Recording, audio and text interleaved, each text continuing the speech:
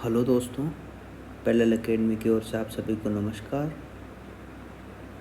ये हमारा 12वां लेक्चर है और हम प्रोनाउन पढ़ रहे थे और प्रोनाउन में हम पढ़ रहे थे पर्सनल प्रोनाउन।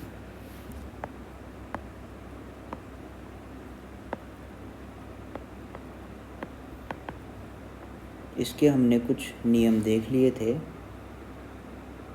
और उन्हीं नियमों में आगे बढ़ाते हुए हम देखते हैं कि जो शिष्ट आचरण होता है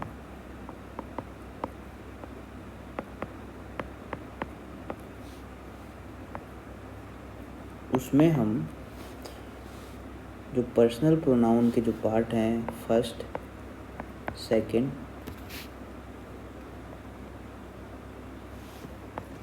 और थर्ड, इनमें से किस को पहले काम में लेंगे और किस को बाद में काम में लेंगे उसके बारे में पढ़ेंगे।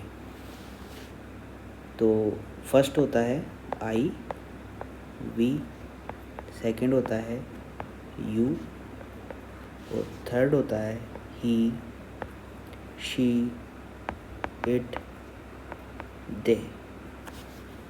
ठीक है, तो इनमें से सबसे पहले जो हम काम में लेंगे वो प्रोनाउन लेंगे सेकंड वाला, उसके बाद में लेंगे थर्ड वाला और उसके बाद में फर्स्ट वाला। शिष्ट आचरण में हम जो कहने वाला है यानी उत्तम पुरुष है उसको हम बाद में लेते हैं और सब जो सुनने वाला है यानी मध्यम पुरुष उसको हम सबसे पहले लेते हैं और अन्य पुरुष दोनों के बीच में आता है। ठीक है, जैसे हमने लिखा दो है हमारे पास, एग्जाम्पल है दो हमारे पास प्रोनाउन है, आई है और यू है और इन दोनों को हमें साथ में लिखना है कर्ता के रूप में। तो हम लिखेंगे यू एंड आई। ठीक है, अगर हमारे पास है ही और आई तो इन दोनों में सबसे पहले लिखेंगे ही एंड आई। ये थर्ड है, ये थर्ड पर्सन है, ये फर्स्ट पर्सन है और इसमें क्या था, ये फर्स्ट पर्सन था, ये सेकंड पर्सन था। तो हमने इस रूल के अनुसार सेकंड पर्सन को पहले लिया है और जो फर्स्ट पर्सन है उसको बाद में लिया है। इसके बाद में यहाँ पे ये थर्ड पर्सन था और ये फर्स्ट पर्सन था, तो हमने थर्ड पर्सन को पहले लिया और फर्स्ट पर्सन को बाद में लिया। ठीक है, अब हमारे पास अगर तीन प्रोनाउन है, आई, ही, यू, इसमें ये पहला है, फर्स्ट पर्सन है, ये थर्ड पर्सन है और ये सेकंड पर्सन है। तो इनको कैसे लिखेंगे हम, you comma he and I. अब इन तीनों को इस तरीके से हम साथ में लिखेंगे। कैसे, सबसे पहले सेकंड पर्सन, फिर थर्ड पर्सन, फिर फर्स्ट पर्सन। ठीक है, अब हम आगे बढ़ते हैं।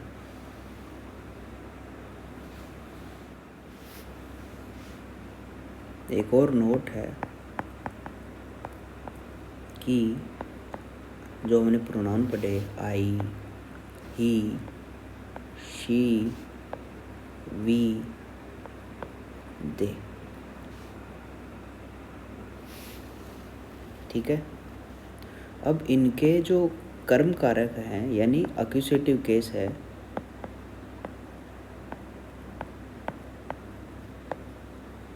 यानी कर्म कारक, वो क्या होते हैं, इनके सबके अलग अलग होते हैं। ठीक है, जैसे आई का क्या होता है, कर्म कारक होता है, एक्यूजेटिव केस होता है मी। ही का होता है हिम। शी का क्या होता है हर। वी का क्या होगा अस। और दे का दैम। ठीक है। अब दो या दो से अधिक जो सर्वनाम है, इनमें क्या करेंगे हम, दो या अधिक सर्वनाम जब कर्म कारक के रूप में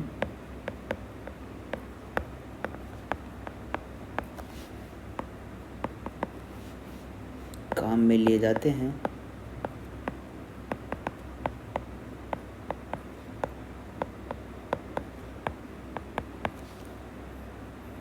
यानी इनको सेंटेंस के आखिरी में जब हम काम में लेते हैं तब क्या होता है,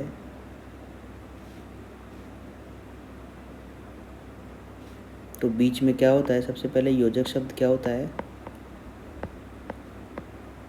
इन दोनों को जोड़ने के लिए हम क्या काम में लेते हैं, एंड, जो हमने पहले भी पढ़ा है, यहाँ पे एंड से जोड़ा था इनको। और इसके बाद में या फिर अब कर सकते हैं और।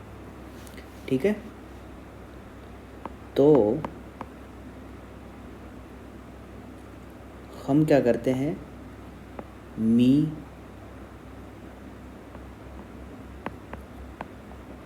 लिखते हैं, आई नहीं। और ये क्या होता है, ये आई की अशुद्धि हम ज़्यादातर करते हैं। जैसे the presents are for you and me. Presents का मतलब है उपहार, यानी किसी पार्टी में या फिर किसी के जन्मदिन में कुछ उपहार आए हुए हैं और उनके बारे में कि कोई कह रहा है कि ये किसके लिए है, तुम्हारे लिए है और मेरे लिए है। तो यहाँ पे हम ज़्यादातर कई बार अशुद्धि देखने को मिलती है आई, जो कि गलत है। ठीक है, ऐसी अशुद्धि हमें नहीं करनी है। यहाँ पे मी का प्रयोग होगा क्योंकि ये कौन सा केस है, एक्यूजेटिव केस। ठीक है, अब ये एक वाक्य है हमारे पास, बट। बट का मतलब होता है लेकिन या किंतु। ठीक है, ये क्या है, एक योजक शब्द भी है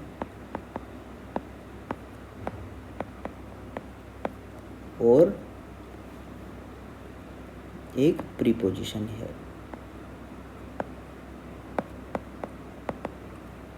दोनों है।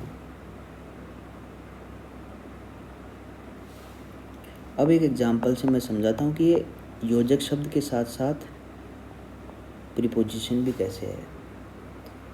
अब सबसे पहले हम देखते हैं योजक शब्द का एक एग्जाम्पल लेता हूँ मैं, कि हिंदी में एग्जाम्पल है, उसे घर जाना था पर वह नहीं गया। अब यहाँ पे जो पर है, यहाँ पे आएगा बट। अब ये बट है जो क्या शब्द है, योजक शब्द है। अब प्रीपोजिशन में कैसे काम में लिया जाएगा, nobody will help you but me, यानी मेरे अलावा। यहाँ पे इसका मतलब है अलावा। यहाँ पे क्या मतलब था, लेकिन किंतु। ठीक है, पर यहाँ पे क्या मतलब है, अलावा, यानी कोई भी, नोबडी यानी कोई भी नहीं, will help you but me, यानी मेरे अलावा यहाँ पे तुम्हारी कोई भी मदद नहीं करेगा। तो यहाँ पे जो बट आ रहा है वो एक प्रीपोजिशन का काम कर रहा है, और इसके बाद में हम काम में लेंगे मी, ना कि आई। ठीक है, अब यहाँ जाकर हमारा पर्सनल प्रोनाउन वाला टॉपिक है वो ख़त्म होता है। इसके बाद में हमारे पास जो अगला जो टाइप आता है सर्वनाम का या फिर प्रोनाउन का, वो आता है रिफ्लेक्सिव।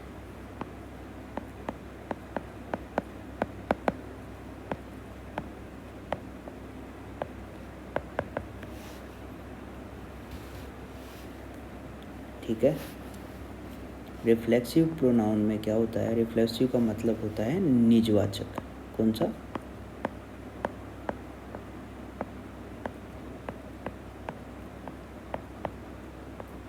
अब जितना कठिन इसका नाम है उससे कई आसान ये सर्वनाम है। हमने पढ़ा आई, कहाँ पढ़ा? पर्सनल प्रोनाउन के लेते हम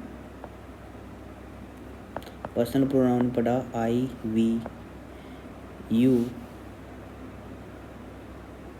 ही, शी, इट, दे। ठीक है, अब इनका पजेसिव केस हम पढ़ते हैं। पजेसिव कौन सा केस होता है? पजेसिव तो होता है माई, और, your, his, her, it, it's, है ना, देयर। ठीक है, अब हम यहाँ पे जो हिज है इसको तो लेंगे हिम, और ये इट्स है इसको लेंगे इट, और यहाँ पे लेंगे देम। इन जो 6 प्रोनाउन जो हमने पजेसिव पढ़े हैं, इनमें हम सेल्फ, इसके लिए एक वचन के लिए कौन से एक वचन है उनके लिए तो हम क्या करेंगे, सेल्फ काम में लेंगे, और सेल्वेज, ये हमने अंग्रेजी में पढ़ा हुआ है, बस इसको एक बार पढ़ना है कि ये कहाँ पे काम में आता है। बहुवचन के लिए सेल्वेज। तो ये माई है, माई सिर्फ एक वचन है, तो यहाँ पे आएगा माई सेल्फ। फिर ओवर है, और क्या है? बहुवचन है, इसके लिए आएगा और सेल्वेज। ठीक है, अब योर है, योर में हमें पता नहीं है कि ये एक वचन है या बहुवचन है, तो योर सेल्फ भी आएगा।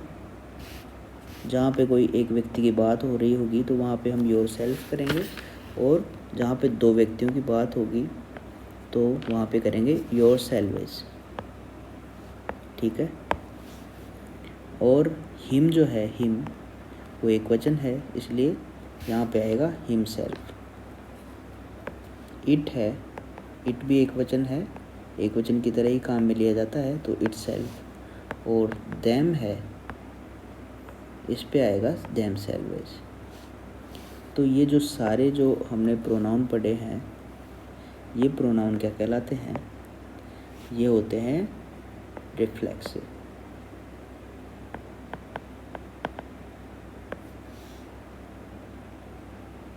ठीक है, रिफ्लेक्सिव प्रोनाउन।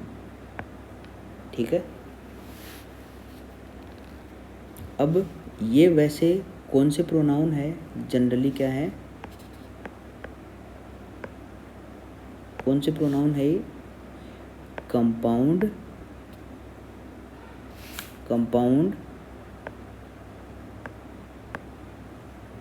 पर्सनल, क्योंकि पर्सनल प्रोनाउन से ही तो बने हैं।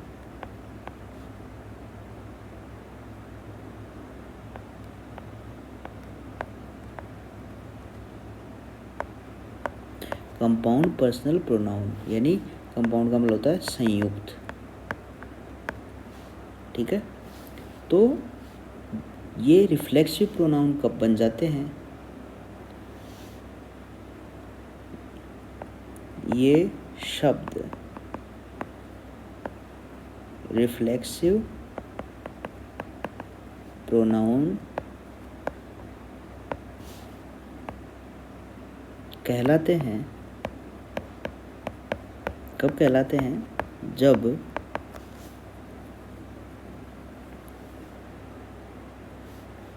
जो उद्देश्य है या कर्ता है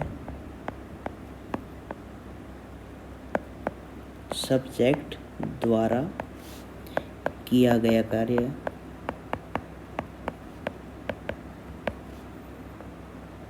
किसी दूसरे पर न पड़कर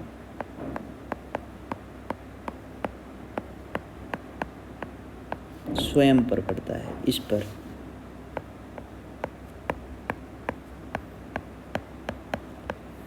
अब ये क्या कहना चाह रहा है, इसको हम एग्जाम्पल से समझेंगे। मैंने लिखा आई हर्ट। हर्ट का मतलब होता है चोट पहुंचाना, यानी मैं चोट पहुंचाता हूँ। तो ये वाक्य अधूरा सा लगता है, तो इस वाक्य को हम पूरा करने के लिए हमें यहाँ पे क्या चाहिए? कर्म चाहिए या फिर ऑब्जेक्ट चाहिए। कि मैं हर्ट करता हूँ, तो हमारे पास दिमाग में क्वेश्चन आ रहा है कि मैं किसे हर्ट करता हूँ। तो अगर हम ऐसे लिख दें आई हर्ट हिम, ठीक है, तो ये सेंटेंस पूरा हो जाता है। पर हमें ये रिफ्लेक्सिव प्रोनाउन में देखना है कि रिफ्लेक्सिव प्रोनाउन कब काम में ले जाता है। तो अगर मैं ऐसे लिख दूँ आई हर्ट माई सेल्फ, अगर इसका जो आई है, ये जो आई प्रोनाउन है, इसी का हम जब ये कंपाउंड पर्सनल प्रोनाउन इसी पे डाल देते हैं, तो इसका जो प्रभाव है, जो कार्य है, वो कहाँ पे पड़ रहा है? आई पर ही पड़ रहा है। इसीलिए ये कौन सा प्रोनाउन हुआ है? ये है रिफ्लेक्सिव। इसका जो मतलब है, रिफ्लेक्स का मतलब होता है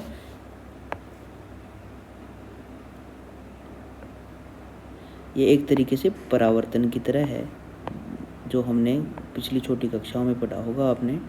परावर्तन में क्या होता है? एक किरण आती है और वो किसी सतह से टकराकर वापस लौट जाती है। ऐसे ही यहाँ पर हो रहा है।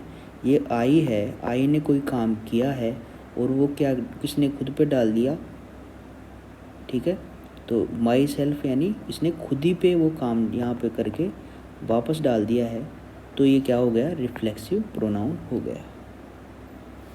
एक और लिखता हूँ मैंने यू का लिया है, यू विल हर्ट। अब इसमें हमारे पास क्वेश्चन है कि किसको हर्ट करते हो तुम? Your self. तो यहाँ पे जो योर सेल्वेज है वो कौन सा प्रोनाउन है? Reflexive pronoun. अब इसका नोट लगा के लिखते हैं कि रिफ्लेक्सिव जो प्रोनाउन होता है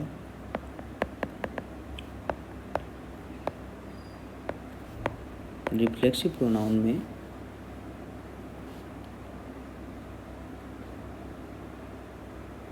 या फिर रिफ्लेक्सिव प्रोनाउन को किसकी तरह क्यों काम में लिया जाता है?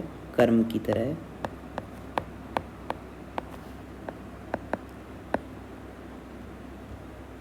काम में लिया जाता है, ठीक है। यहाँ पे भी एक कर्म की तरह काम में लिया जाता है, ऑब्जेक्ट बन रहा है, यहाँ पर भी ऑब्जेक्ट बन रहा है। तो ऐसे ही हम इसको काम में लेंगे।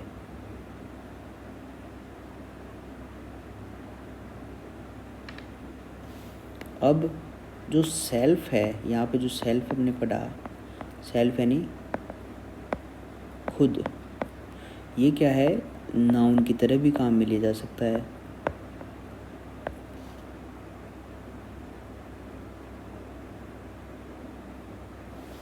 जैसे सेल्फ यानी कोई भी व्यक्ति एक कर्ता बन जाता है, ये सेल्फ। जैसे he cares for nothing but self। इसका मतलब क्या होता है, ही यानी वह, केयर यानी देखभाल करता है, फॉर नथिंग यानी वह परवाह, किसी चीज़ की परवाह नहीं करता है, लेकिन खुद, यानी वह खुद के अलावा किसी भी चीज़ की परवाह नहीं करता है। तो यहाँ पे जो सेल्फ है ये वह के लिए आया है, और ये कौन सा प्रोनाउन हो गया, रिफ्लेक्सिव प्रोनाउन। यहाँ पे जो सेल्फ है वो आ रहा है किसके लिए, एक नाउन के फॉर्मेट में आ रहा है, ठीक है।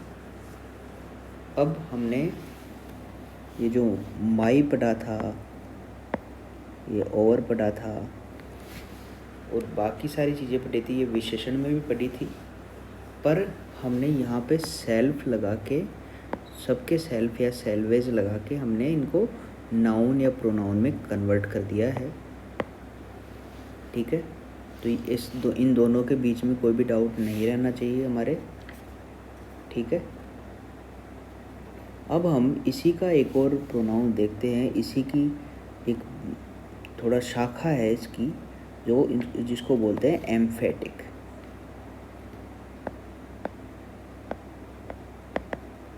एम्फेटिक प्रोनाउन, इसका मतलब होता है बलात्मक,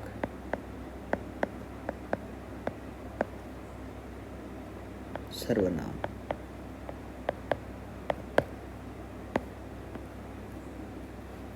अभी क्या होते हैं, अभी हमने जो सर्वनाम पढ़े इसमें क्या कह रहे हैं कि जो ही है या फिर कोई भी सर्वनाम है, वो जैसे इसमें यू था, और यू अपनी जो कोई भी काम कर रहा है वो खुद के ऊपर ले लेता है, तब क्या होता है, वो रिफ्लेक्सिव प्रोनाउन होता है।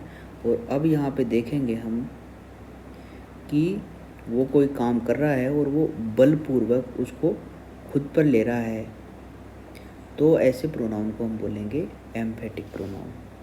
इसमें ये बलपूर्वक नहीं ले रहा है, और यहाँ पे आगे लेगा ये बलपूर्वक, ठीक है। तो अब देख रहे हैं ये, जैसे मैंने लिखा आई विल डू इट, यानी मैं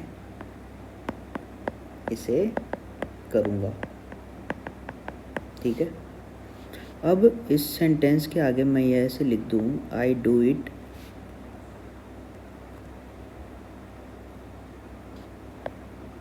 माई सेल्फ, तो इसका मतलब हो जाएगा कि मैं इसे खुद करूँगा।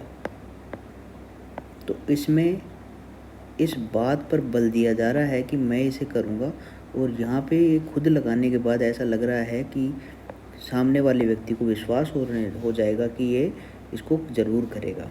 तो ऐसे बल प्रयोग करने के लिए भी हम माई सेल्फ का या फिर जो ये प्रोनाउन है, रिफ्लेक्सिव प्रोनाउन है, उनका यूज करते हैं, और ऐसे में इनका नाम बदल जाता है और उनको बोलते हैं एम्फेटिक प्रोनाउन। एक और एग्जांपल लेता हूँ मैं, ही हिमसेल्फ सैड सो यानी ऐसा, यहाँ पे सो का मतलब है ऐसा, यानी वह, हिमसेल्फ यानी खुद, कहा यानी उसने ऐसा खुद कहा। तो इसमें इस बात पर जोर दिया गया है कि उसने कुछ कहा है, और ऐसे कहने पे उसकी बात पर थोड़ा वजन ज़्यादा लगता है, ठीक है। अब हम आगे बढ़ते हैं, ये हमारा बलात्मक जो एम्फेटिक प्रोनाउन है वो पूरा हो चुका है, और रिफ्लेक्सिव प्रोनाउन हमने पढ़ लिया। इससे पहले हमने पढ़ा था पर्सनल प्रोनाउन, तो 3 प्रोनाउन के टाइप हमारे पूरे हो चुके हैं। इसके बाद में हम पढ़ेंगे डेमोन्स्ट्रेटिव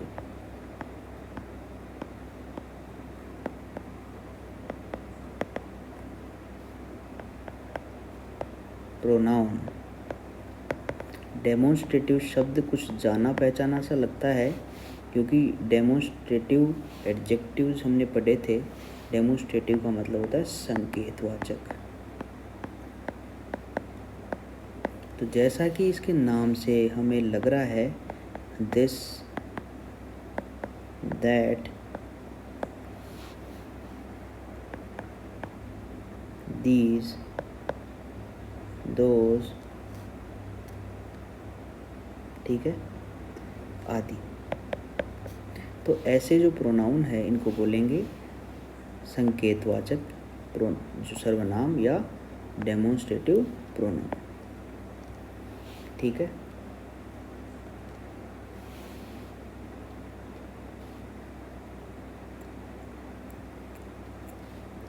तो ये क्या करते हैं, संकेत वाचक सर्वनाम उन वस्तुओं की ओर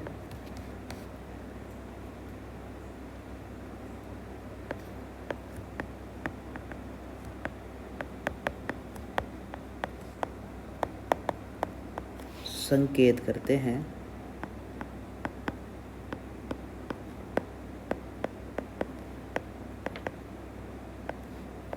जिनके विषय में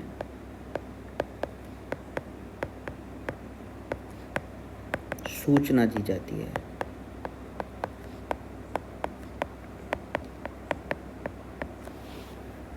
ठीक है, मैंने लिखा दिस इज योर पेन।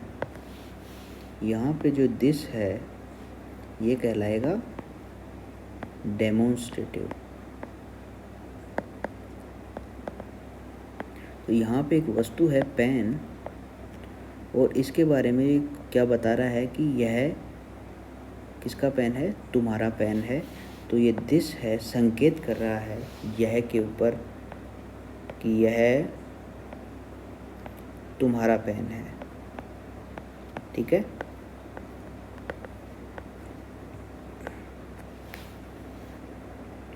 अब हम एक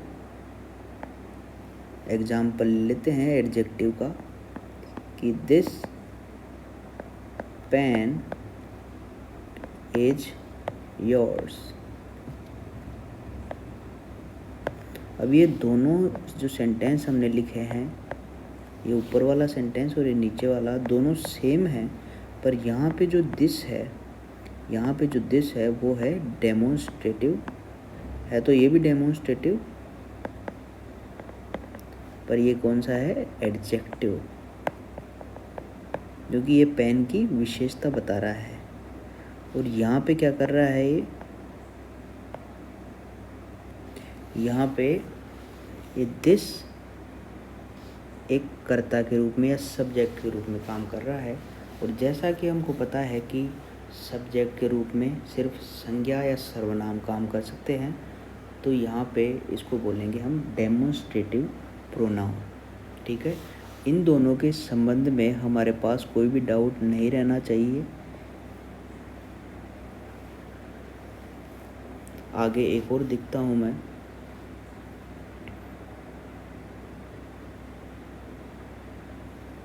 दिस इज बेटर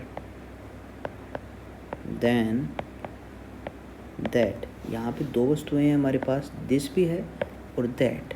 ये संकेत है और ये कहना चाह रहे हैं कि इनमें से जो दिस है, दिस नाम की वस्तु, दिस जो इशारा यहाँ पे पास में वस्तु है, दिस होता है पास की वस्तु और दैट होता है दूर की वस्तु। तो यहाँ पे कोई वस्तु है एक तो, और एक यहाँ इनके पास है। तो ये वस्तु ज़्यादा क्या है, बेटर यानी अच्छी है। तो इसके लिए हमारे पास क्या होगा, ये दिस है, ये भी डेमोन्स्ट्रेटिव प्रोनाउन होगा और ये भी डेमोन्स्ट्रेटिव प्रोनाउन होगा। ठीक है,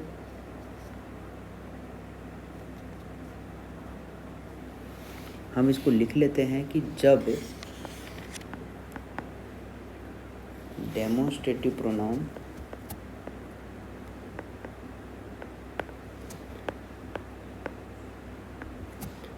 किससे? नाउन से पहले आते हैं।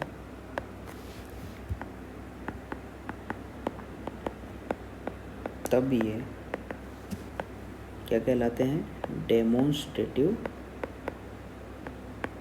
एडजेक्टिव्स कहलाते हैं।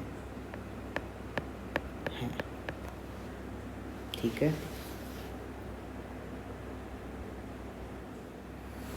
इसके बाद में हम कुछ इम्पोर्टेंट बातें लिख लेते हैं, जिनमें पहली है दैट है।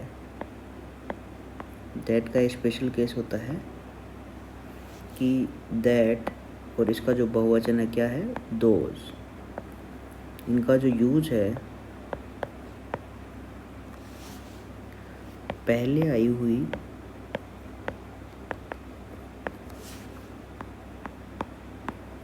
संज्ञा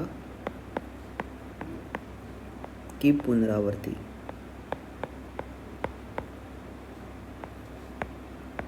को बचाने के लिए होता है। जैसे द क्लाइमेट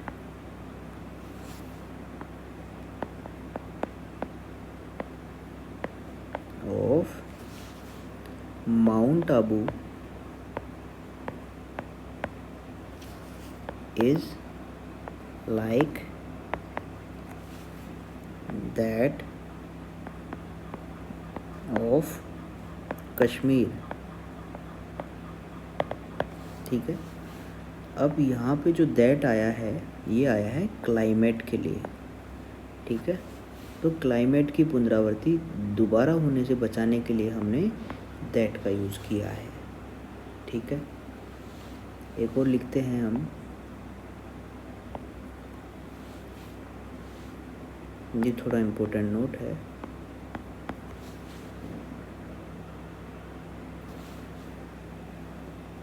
जैसे मैंने लिखा एक एग्जांपल, एल्कोहल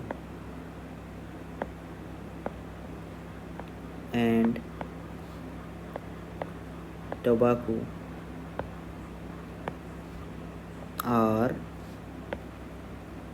बोथ इंजूरियस। ठीक है, इसका मतलब हुआ कि जो अल्कोहल यानी शराब है और तंबाकू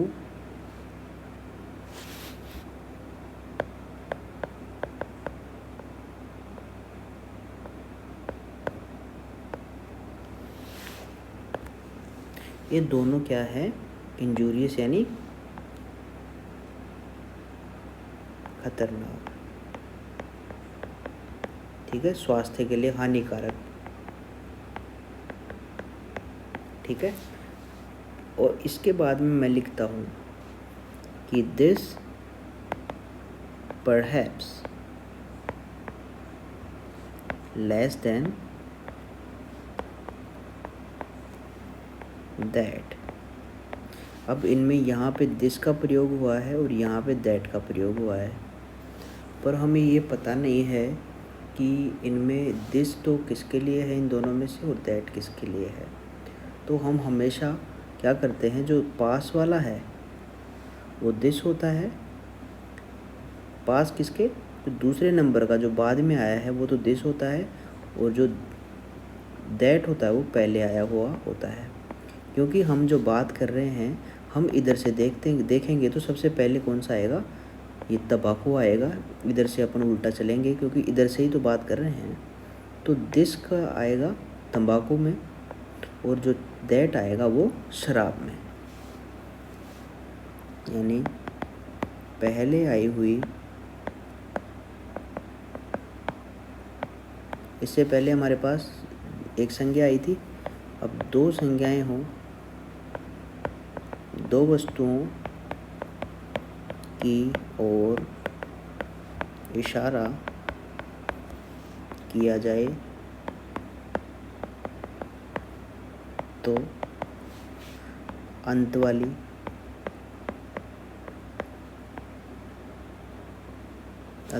के लिए दिस, और पहले कही गई के लिए, पहले वाली के लिए दैट का यूज होता है।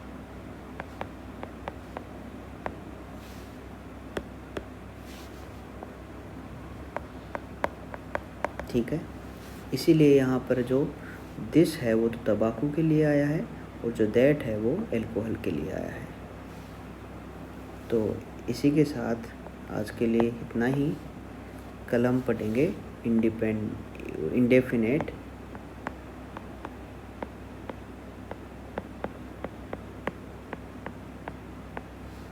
प्रोनाउन। तो तैयार रहें कल की क्लास के लिए। अभी हम इसका रिवीजन कर लेते हैं। हमने पढ़ा था पर्सनल प्रोनाउन, और इसमें शिष्ट आचरण के लिए जो सेकंड पहले आता है, उसके बाद थर्ड आता है, उसके बाद फर्स्ट आता है। जैसे इसका जो मेन उदाहरण ले लेते हैं, आई, ही, यू। तो इनमें सबसे पहले ही और यू, इनमें से कौन सा आएगा? यू आएगा, उसके बाद में आएगा ही, उसके बाद में आई। Second, third, first. अब नोट लिख के लिखा था कि आई, ही, शी, वी, दे, ये एक्यूजेटिव केस में कैसे लिखेंगे इनको? मी, हिम, हर, अस, देम, ये अलग अलग हैं। ठीक है, तो दो या दो से अधिक सर्वनाम जब कर्मकारक के रूप में या काम में ले जाते हैं तो, और उनके साथ योजक शब्द या एंड या और जोड़ा जाता है तो मी लिखते हैं लास्ट में, आई नहीं लिखते।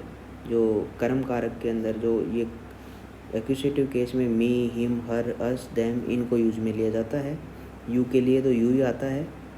और presents, the presents are for you and me, तो यू एक्यूजेटिव केस में है, पर यहाँ पे आई नहीं आएगा, आगे मी आएगा। अब आगे है बट। बट क्या है? एक तो योजक शब्द के रूप में काम में लिया जाता है, जैसे कि उसे घर जाना था पर वह नहीं गया, यहाँ पे बट का यूज हुआ है योजक शब्द के रूप में, और इसका मतलब होता है लेकिन या किंतु। और प्रीपोजिशन के रूप में इसका मतलब होता है अलावा।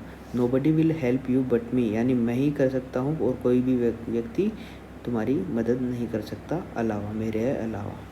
दूसरा है रिफ्लेक्सिव प्रोनाउन, निजवाचक सर्वनाम। इसमें हमने लिखा था I, we, you, he, she, it, they. तो इनमें क्या होता है, हमने पॉजेसिव केस लिया है इसका, my, our, your, his, her, its, her, their. इसका तीसरा था हिम, इट, देम। तो इनमें सेल्फ या सेल्व्स लगा के, एक वचन के लिए सेल्फ, बहुवचन के लिए सेल्वेज लगा दिया। तो माई सेल्फ, और salvage, your self, him self, it self और देम सेल्वेज। इसके लिए रिफ्लेक्सिव प्रोनाउन इनको सबको कहेंगे। इनको वैसे कहते हैं कंपाउंड पर्सनल प्रोनाउन, पर ये शब्द कब कहलाएंगे रिफ्लेक्सिव प्रोनाउन? जब सब्जेक्ट के द्वारा किया गया कार्य किसी दूसरे पर न पड़कर स्वयं पर ही पड़ता है। एग्जाम्पल है इसका, आई हर्ट माई सेल्फ। इसमें ये खुद को चोट खुद ही पहुंचा रहा है, इसलिए इसका रिफ्लेक्शन पड़ रहा है, यानी इसका परावर्तन होकर खुद ही पे आ रहा है, इसलिए ये आएगा रिफ्लेक्सिव प्रोनाउन में। दूसरा है you hurt yourselves, you will hurt yourselves, तो योर सेल्वेज आएगा रिफ्लेक्सिव प्रोनाउन। तो रिफ्लेक्सिव प्रोनाउन को कर्म की तरह ही काम में लिया जाता है हमेशा। और सेल्फ का मतलब होता है खुद, तो इसका एग्जांपल लिया था, he cares for nothing but self, यानी खुद के अलावा किसी की परवाह नहीं करता। ये सेल्फ है, एक नाउन के रूप में काम में लिया जाता है। अब है जो एम्फेटिक प्रोनाउन, इसको कहते हैं बलात्मक सर्वनाम। I will do it my self, इसका मतलब था कि मैं इसे खुद करूँगा। पहले हमने लिखा आई विल डू इट, यानी मैं इसे करूँगा। माई सेल्फ लगाया तो खुद भी जाएगा, तो इसका मतलब होगा कि यह एक बलात्मक सर्वनाम है, क्योंकि यह खुद पर बल लगा रहा है, बल लगाकर अपनी बात को मनवाने का प्रयत्न कर रहा है। दूसरा है कि ही हिमसेल्फ सेड सो, यानी उसने ऐसा खुद कहा, इसमें भी बल लगाया जा रहा है। इसके बाद में आता है डेमोन्स्ट्रेटिव प्रोनाउन, इसका मतलब होता है संकेतवाचक सर्वनाम। संकेतवाचक विशेषण हमने पहले पढ़ चुके हैं पहले, तो इसका मतलब होता है this, that, this, they, those. संकेतवाचक सर्वनाम उन वस्तुओं की ओर संकेत करते हैं जिनके विषय में सूचना दी जाती है। जैसे दिस इज़ योर पेन, तो यहाँ पे दिस है वो सूचना दे रहा है इसके बारे में, उसके बारे में संकेत कर रहा है पेन के बारे में। तो ये है डेमोन्स्ट्रेटिव प्रोनाउन। दूसरा हमने डेमोन्स्ट्रेटिव एडजेक्टिव को हमने अलग करने के लिए एक एग्जांपल उसका भी लिया था। तो उसका मतलब होता है दिस पेन इज़ योर्स, तो डेमोन्स्ट्रेटिव एडजेक्टिव है। फिर दूसरा हमने लिखा था this is better than that, यानी यह उससे अच्छी है। तो दिस का मतलब पास वाली वस्तुओं के लिए और दैट का मतलब दूर वाली वस्तुओं के लिए।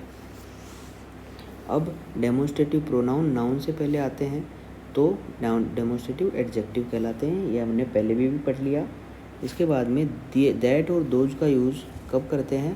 जो पहले आई हुई संज्ञा है उसकी पुनरावृत्ति को बचाने के लिए करते हैं। जैसे the climate of mount Abu is like that of Kashmir. तो जो लाइक दैट है वहाँ पे दैट का मतलब होगा क्लाइमेट। ठीक है। जो आगे है नोट हमने लगाया था, ये अल्कोहल और तंबाकू दोनों ही हानिकारक हैं, ये हमने एक सेंटेंस लिखा था। इसके बाद में जो हम दोनों में तुलना की है हमने, यानी जो तंबाकू है और जो शराब है, इन दोनों में कौन सी ज़्यादा खतरनाक है? तो दिस यानी तंबाकू ज़्यादा खतरनाक है और दैट यानी शराब कम खतरनाक है। ये ऐसे बोल रहा है। वो पहले आई हुई दो वस्तुओं की ओर इशारा किया जाए तो अंत वाले के लिए दिस और पहले वाले के लिए दैट का यूज़ होगा। ये हमने पढ़ लिया है। अब हम कल पढ़ेंगे इंडेफिनिट प्रोनाउन। तब तक के लिए धन्यवाद। मिलते हैं आपसे अगली क्लास में।